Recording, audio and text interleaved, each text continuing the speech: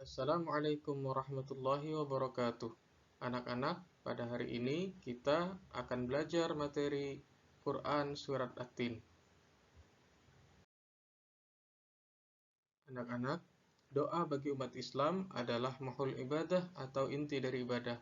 Maka dari itu, sebelum belajar pada hari ini, mari kita berdoa. Semoga apa yang akan kita pelajari pada hari ini dapat bermanfaat untuk kita di dunia dan akhirat, dan membawa kemanfaatan serta keberkahan dalam hidup kita. Amin, amin, Allahumma amin. Bismillahirrahmanirrahim. Raditu billahi rabba wa bil islami dina wa bi Muhammadin nabiyyan wa rasula. Rabbi zidni ilma warzuqni fahma. Amin. Tujuan pembelajaran kita pada hari ini adalah setelah proses pembelajaran, kalian dapat membaca surat At-Tin dengan tartil. Untuk membaca surat At-Tin dengan tartil, maka kalian harus menguasai bagaimana cara membacanya dengan ilmu tajwid yang baik dan benar. Maka dari itu, indikator pencapaian pembelajaran pada hari ini adalah kalian dapat menyebutkan hukum nun mati dan tanwin, mad tabi'i, mad arid li sukun, dan qalqalah, serta dapat menganalisis hukum tajwid yang berkaitan dengan poin yang pertama ini pada surat At-Tin.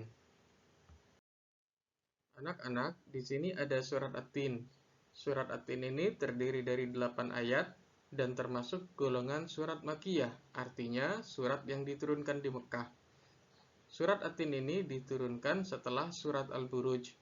Nama At-Tin diambil dari kata pertama dari surat ini, yaitu At-Tin, yang artinya adalah buah tin. Mari kita baca bersama-sama surat At-Tin ini dan kalian boleh mengikuti. Bismillahirrahmanirrahim. Wat-tini waz-zaitun wa turi sinin wa hadzal baladil amin. Laqad khalaqnal insana fi ahsani taqwim. Thumma radadnahu asfala safilin. إلا الذين آمنوا وعملوا الصالحات فلهم أجر غير ممنون فما يكذبك بعد بالدين أليس الله بأحكم الحاكمين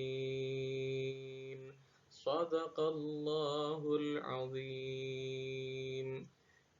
Cara membaca Al-Quran ada panjang dan ada pendek, ada dengung, ada samar, ada jelas, dan lain sebagainya. Contohnya, yang harus disamarkan pada lafal insan.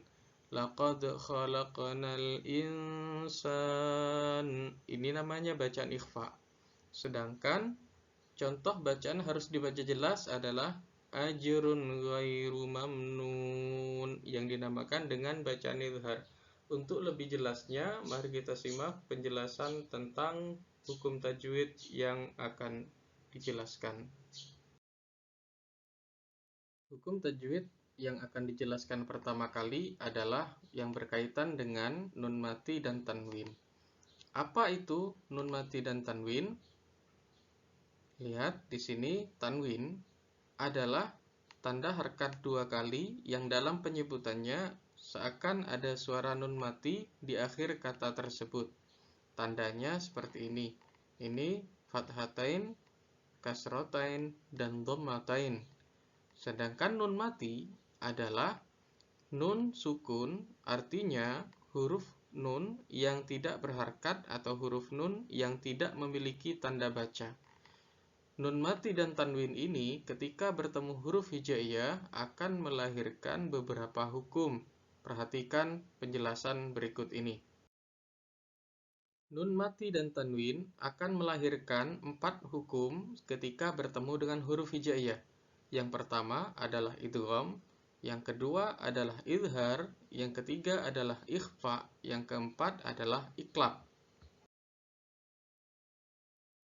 Ini adalah bagan umum dari hukum nun mati dan tanwin ketika bertemu dengan huruf hijaiyah, melahirkan 4 hukum tadi: izhar, idgham, ikhfa, dan iqlab. Tetapi kemudian idgham dibagi menjadi 2, idgham bi gunnah dan idgham bila gunnah. Sehingga jika ditotal, maka hukum nun mati dan tanwin ketika bertemu huruf hijaiyah ada 5 hukum: izhar, idgham bi gunnah, idgham bila gunnah, ikhfa, dan iqlab. Di sini adalah ikhfa, yang menjadi salah satu dari hukum nun mati dan tanwin. Disebut juga dengan ikhfa hakiki. Ikhfa artinya adalah samar atau menyamarkan. Jadi, dalam hukum nun mati dan tanwin, ikhfa artinya menyamarkan suara nun mati atau tanwin ketika bertemu dengan salah satu dari huruf ikhfa. Huruf ikhfa sendiri ada 15, yaitu ta, tha, jim, dal, zal, za, sin, shin, shad, dot, ta, dha, fa, qaf, dan kaf. Ketika nun mati atau tanwin bertemu dengan 15 huruf ini, maka suara nun mati atau tanwin tadi harus disamarkan. Contohnya adalah ma'in dafiq. Di sini ada tanwin bertemu dengan huruf da, sehingga dibaca samar. Ma'in dafiq. Di sini juga ada nun mati bertemu shin, dan shin termasuk salah satu huruf ikhfa, sehingga suara nun mati harus disamarkan. Tidak dibaca min, tapi dibaca min syai'in, min syai'in. Begitu juga pada contoh yang ketiga, ada nun mati bertemu qaf, dan qaf termasuk salah satu huruf ikhfa, sehingga suara nun mati ini dibaca samar, tidak dibaca wala'in, tetapi wala'in, wala'in qultah, wala'in qultah. Di sini di contoh keempat juga ada tanwin bertemu dot. Dot termasuk salah satu huruf ikhfa, sehingga tanwin yang ada pada huruf lam dibaca samar, tidak dibaca kullan, tetapi dibaca kullan darabna, kullan darabna. Dan semua contoh di sini adalah contoh-contoh ikhfa. Kalian boleh mempause video ini, kemudian kalian boleh mempraktekkannya sendiri. Di sini ada contoh bacaan ikhfa. Kalian boleh mempause video ini untuk mempraktekkan membacanya terlebih dahulu, kemudian baru kita baca bersama-sama. Apakah kalian sudah membacanya? Sekarang mari kita baca bersama-sama contoh bacaan ikhfa ini. Wa qalal insanu ma laha yawma idzin tuhadditsu mithqala dzarratin syarran yarah. Jadi, kesamaran suara nun mati ataupun tanwin pada contoh-contoh ini harus disertai dengan dengung, sehingga bacanya agak ditahan. Wa qalal insanu, insanu dibaca agak panjang, tidak dibaca wa qalal insanu, tapi insanu. Apakah sudah mengerti? Selanjutnya adalah bacaan iqlab. Iqlab menurut bahasa artinya adalah membalik, sedangkan menurut istilah tajwid adalah membalikkan suara nun mati atau tanwin menjadi huruf mim ketika bertemu huruf iqlab. Sedangkan huruf iqlab ada satu, yaitu ba. Contoh, amadam ba'ida. Di sini ada tanwin bertemu ba, yang mana ba adalah huruf iqlab, maka suara tanwin pada huruf da diganti menjadi suara huruf mim, sehingga dibaca amadam ba'ida. Yang kedua, mim ba'dihim. Di sini suara nun mati diganti menjadi suara mim karena ini adalah bacaan iklab. Ada nun mati atau nun sukun bertemu ba, sehingga tidak dibaca min ba'di, tapi dibaca mim ba'di. Contoh ketiga, alimun bidzatis sudur yang bagi sayyi'atum bima amba. Di sini suara nun mati dan suara tanwin semuanya diganti menjadi huruf mim karena pada contoh-contoh ini tanwin maupun nun mati bertemu dengan huruf ba, sehingga harus diganti suara mim, dan ini adalah contoh bacaan iklab. Boleh mempause video ini, kemudian kalian boleh mempraktekkan membaca contoh 1-6. Jika sudah, mari kita baca bersama-sama. La nasfa'an bin nasfiyah hillum bihadzal balad kiramin bararah la yunbadanna min ba'di man bakhila. Demikian adalah contoh-contoh dari bacaan iklab. Kesimpulannya, ketika ada tanwin ataupun ada nun mati yang bertemu ba, maka dibaca iklab mengganti suara nun mati ataupun tanwin menjadi suara huruf mim. Sekarang, mari kita baca bersama-sama contoh pada ayat-ayat yang ada pada slide ini. Tulisan yang berwarna merah itu menunjukkan adalah hukum iklab. Bismillahirrahmanirrahim. Qala ihbita minha jami'an ba'dukum li ba'din adu. إذا رأتهم من مكان بعيد سمعوا لها تغيظا وزفيرا وآباءهم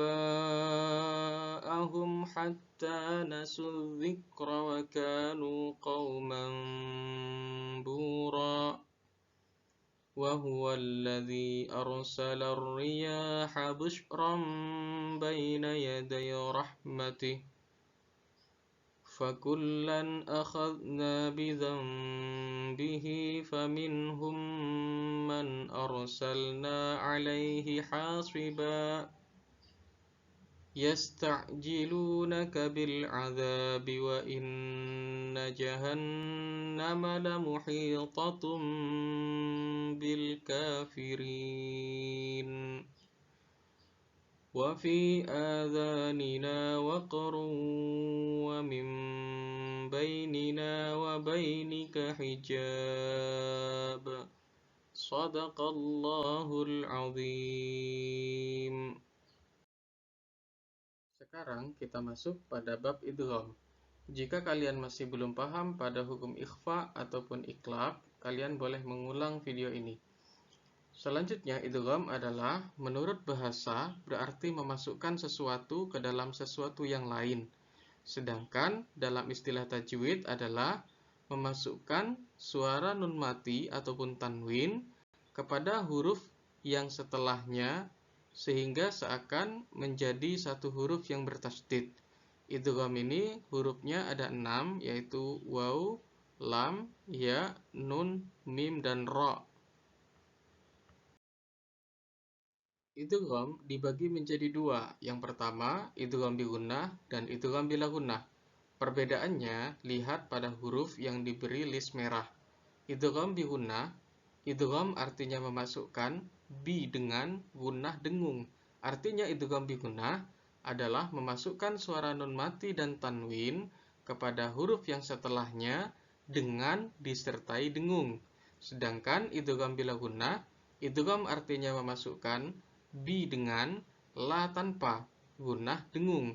Jadi, idgham bila gunnah artinya memasukkan suara nun mati atau tanwin pada huruf yang setelahnya dengan tanpa disertai dengung. Kita ulangi, idgham bi gunnah artinya memasukkan suara nun mati atau tanwin ke dalam huruf yang setelahnya dengan disertai dengung. Sedangkan idgham bi gunnah itu hurufnya ada 4 yang tergabung dalam kalimat yanmu, yaitu ya, nun, mim, dan waw. Apabila salah satu hurufnya bertemu dengan nun sukun atau tanwin dengan syarat di dalam 2 kata, maka harus dibaca idgham bi gunnah. Perhatikan contoh-contoh berikut ini. Di sini ada huruf ya yang bertemu dengan nun mati dan tanwin. Sedangkan huruf ya termasuk salah satu huruf idgham bi gunnah. Maka cara bacanya adalah dengan memasukkan suara nun mati ke dalam huruf ya, sehingga seakan huruf ya ini bertasdid dan nun mati ini seakan tidak pernah ada.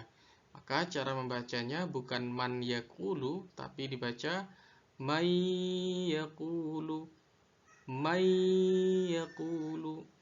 Begitu juga dengan contoh kedua, yauma idzi yasduru. Pada contoh ketiga, may ya'mal. Contoh keempat, barqu yaj'aluna. Suara tanwin pada huruf qaf sehingga seakan tidak pernah ada dan dimasukkan ke dalam huruf ya, seakan huruf ya ini bertasdid, sehingga cara bacanya wabarqu yaj'aluna. Tidak dibaca wabarqun yaj'aluna, tapi wabarqu yaj'aluna. Untuk contoh-contoh di bawah ini kalian boleh menerapkannya sendiri, silakan di pause videonya. Berikutnya adalah idgham bila gunnah. Idgham bila gunnah artinya adalah memasukkan suara nun mati atau tanwin kepada huruf yang setelahnya tanpa disertai dengung. Huruf idgham bila gunnah ini ada 2, yaitu lam dan ra.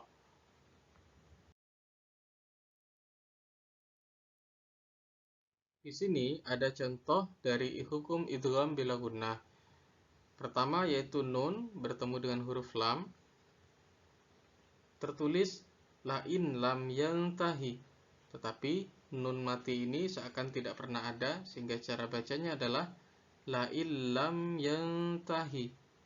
Jika idgham bi gunnah tadi disertai dengan dengung, maka dalam idgham bila gunnah tidak disertai dengung, sehingga tidak boleh dibaca la illam yantahi, tapi harus dibaca la illam. Ya. Pada contoh yang kedua, khairul laka, tidak boleh dibaca khairul laka, tapi dibaca pendek khairul laka. Ini adalah salah satu dari ciri idgham bila gunnah, yaitu dibaca tanpa disertai dengung. Contoh yang ketiga, mirrahiq. Contoh keempat, syaitanir rajim. Sebenarnya di dalam ta'awudz asyaitan ataupun ar-rajim ini sama-sama ada al, tetapi di sini hanya untuk keperluan contoh, maka alnya dihilangkan, diganti tanwin sebagai contoh dari idgham bila gunnah. Selanjutnya adalah bacaan izhar. Izhar menurut bahasa artinya adalah jelas atau terang. Sedangkan menurut istilah tajwid adalah melafalkan huruf-huruf izhar dari makhrajnya tanpa disertai dengung. Artinya membaca jelas suara nun mati atau tanwin ketika bertemu dengan huruf-huruf izhar. Izhar dalam hukum nun mati dan tanwin disebut juga dengan izhar halqi. Artinya adalah memperjelas dan menerangkan huruf-huruf izhar dari makhrajnya tanpa disertai dengung. Penamaan halqi ini karena makhrajnya itu berasal dari halak atau kerongkongan. Huruf izhar ada 6. Hamzah, ha, kha, ain, ghin, dan ha. Ketika nun mati atau tanwin bertemu dengan huruf-huruf ini, maka suara nun mati atau tanwin tadi dibaca jelas. Dibaca jelas artinya seakan-akan nun mati dan tanwin itu tidak bertemu apa-apa. dan dibaca sebagaimana bunyi aslinya. Contoh, ilahan akhar, dan tanpa disertai dengung. Min ayatina, dibaca apa adanya, dibaca min ayatina dan tanpa disertai dengung. Dalam pembacaan izhar tidak boleh ada dengung seperti contoh ilahan akhar min ayatina. Itu adalah contoh yang tidak diperbolehkan, karena yang benar adalah ilahan akhar min ayatina fariqan hada min had, dan seterusnya. Kalian boleh pause video ini untuk mempraktekkannya sendiri. Perhatikan, di sini ada contoh bacaan izhar. Perhatikan pada lafaz yang diberi tanda dengan kotak merah. Ini adalah contoh bacaan izhar. Mari kita baca bersama-sama. Bismillahirrahmanirrahim.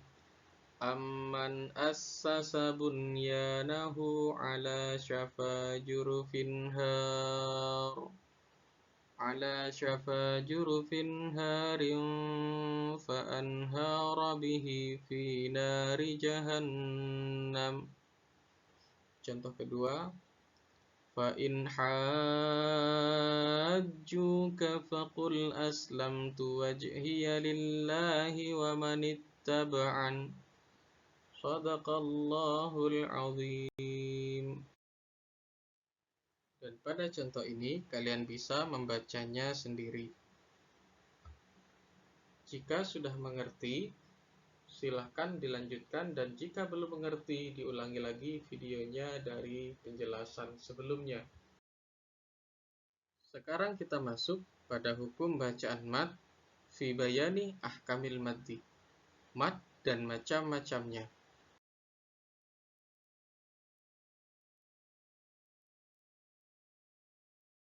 Hukum bacaan mad. Mad ada dua macam. Pertama ada mad tabi'i atau yang disebut dengan mad asli, dan ada mad far'i, yaitu cabang daripada mad tabi'i. Mari simak penjelasannya berikut ini.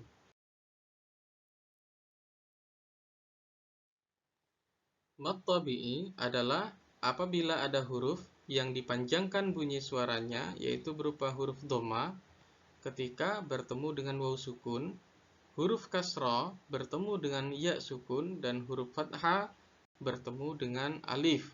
Artinya ketika ada huruf dhamma kemudian bertemu waw mati, ada huruf berharakat kasrah kemudian bertemu dengan ya mati, ada huruf berharakat fathah kemudian bertemu dengan alif, maka itu dinamakan mad tabi'i. Contohnya adalah alladzina, dibaca dua harakat. Alladzina. Di sini ada harakat kasrah yang bertemu dengan ya sukun. Lihat pada syarat kedua, ketika ada huruf kasrah bertemu huruf ya sukun, maka itu adalah bacaan mad tabi'i yang panjangnya adalah dua harakat. Begitu juga dengan contoh yang bacaan kedua, al-maghdubi. Di sini ada huruf yang berharakat dhamma, yaitu huruf dhad, bertemu dengan waw sukun. Ketika ada huruf berharakat dhamma bertemu dengan waw sukun, maka itu adalah bacaan mad tabi'i. Al-maghdubi, dibaca dua harakat pada huruf du. Perhatikan sekali lagi bacaannya. Al-maghdubi. Begitu juga pada contoh yang ketiga, sama dengan contoh yang pertama tadi, adanya huruf berharakat ada huruf berharakat kasrah bertemu dengan ya sukun, sehingga bacanya dua harakat. Perhatikan bacaannya pada mi, al-alamina, dan pada contoh keempat dan kelima, wa iyyaka innama. Dan kalian boleh mencari contoh lain yang ada di dalam Al-Quran. Pada slide ini adalah penguatan pada apa yang disampaikan pada slide sebelumnya, yaitu ketika ada huruf berharakat dhamma bertemu waw, ada huruf berharkat fathah bertemu dengan alif, dan ada huruf berharkat kasroh bertemu dengan ya, maka mad itu memiliki panjang 2 harkat dan dinamakan dengan mad tabi'i. Di sini ada surat Asy-Syams. Pada tanda ayat yang diberi warna merah itu adalah contoh bacaan mad tabi'i. Mari kita baca bersama-sama.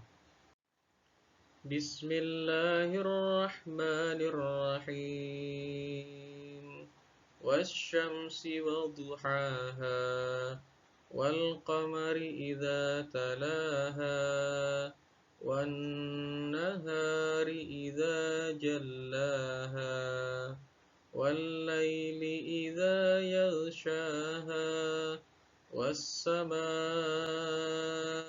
وما بناها والأرض وما طحاها ونفس وما سواها فألهمها فجورها وتقواها قد أفلح من زكاها وقد خاب من دساها كذبت ثمود بطغواها إذ انبعث أشقاها فقال لهم رسول الله ناقة الله وسقياها فكذبوه فعقروها فدمدم عليهم ربهم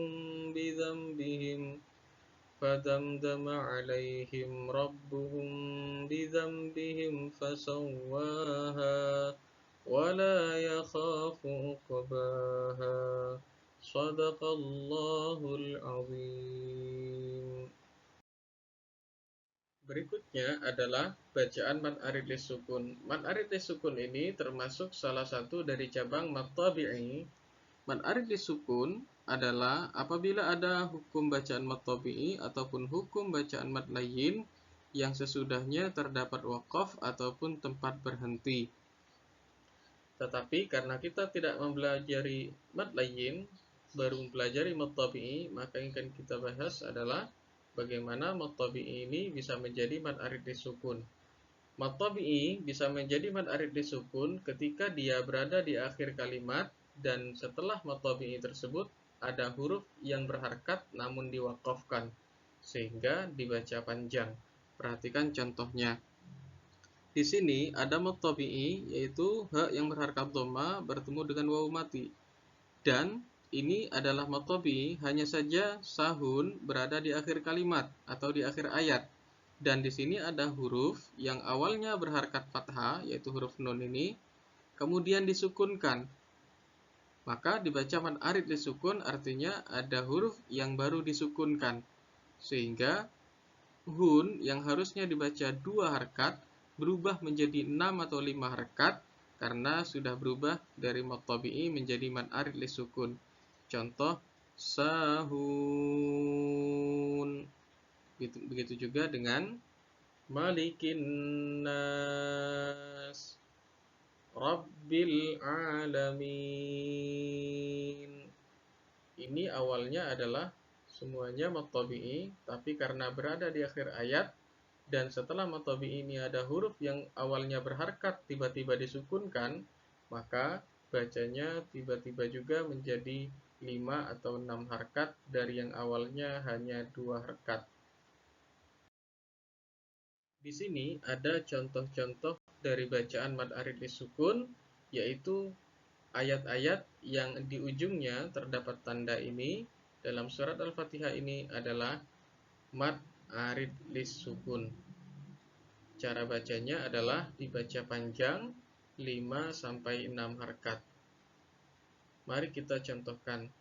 Bismillahirrahmanirrahim. Alhamdulillahi rabbil alamin. Ar-Rahmanir-Rahim. Maliki yaumiddin. iyyaka na'budu wa iyyaka nasta'in. Silakan pause video ini, kemudian silakan lanjutkan contohnya. Untuk penjelasannya adalah bahwa mat pada min ini adalah mat tabi'i, sehingga ketika ayat ini diteruskan, hukum mat arid disukunnya menjadi hilang dan al-alamina kembali menjadi mat tabi'i lagi. Contoh jika diteruskan, alhamdulillahi rabbil alamin arrahmanir rahim maliki yaumiddin. Perhatikan minnya dibaca 2 harkat lagi. Alhamdulillahi rabbil alamin arrahmanir rahim maliki yaumiddin iyyaka na'budu wa iyyaka nasta'in. Itu ketika dia diteruskan. Dan ketika dia diwaqafkan, maka panjangnya pun menjadi 5 atau 6 harakat lagi. Alhamdulillahi rabbil alamin. Itu ketika diwaqafkan. Jika sudah paham, mari kita lanjutkan pada materi yang berikutnya. Yang berikutnya adalah qalqalah. Qalqalah artinya adalah memantulkan. Artinya qalqalah memantulkan suara dari huruf-huruf qalqalah ketika huruf-huruf tersebut tidak memiliki harakat atau berharakat sukun. Contoh dari bacaannya adalah wasjud wama kasab.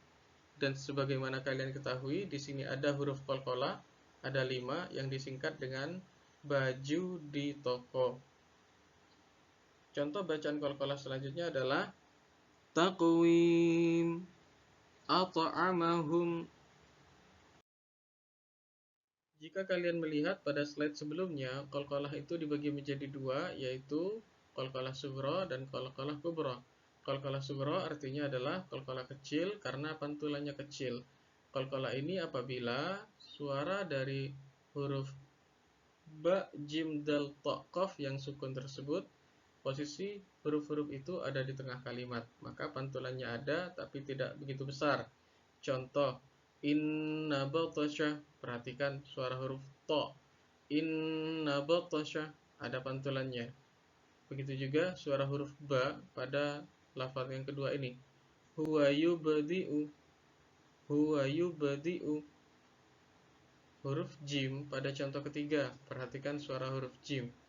Innahu ala raj'ihi, ala raj'ihi. Dan yang keempat, ya ayyatuhan nafsul mutmainnah. Ini adalah contoh dari qalqalah sughra. Berikutnya adalah qalqalah kubra. Jika qalqalah sughra, huruf ba, jim, dal, ta, qaf berada di tengah lafaz, maka pada qalqalah kubra pantulannya besar dan posisi huruf-huruf qalqalah ini berada di ujung lafaz. Contoh, qul huwallahu ahad. Huruf dal yang disukunkan ini berada di akhir dari lafaz atau di akhir ayat, sehingga pantulannya lebih besar daripada qalqalah sughra. Perhatikan sekali lagi cara membacanya. Qul huwallahu ahad. Min syarri ma khalaq. Idza waqab. Was-samaa'i dzatil buruj. Qa'iman bil qist. Di sini pantulannya lebih besar daripada qalqalah sughra. Untuk pelajaran qalqalah sampai slide materi ini saja. Jika ada materi yang belum dipahami, silahkan kalian kembali lagi kepada slide-slide sebelumnya. Dan Bapak akhiri pertemuan pada hari ini dengan mengucapkan Assalamualaikum warahmatullahi wabarakatuh.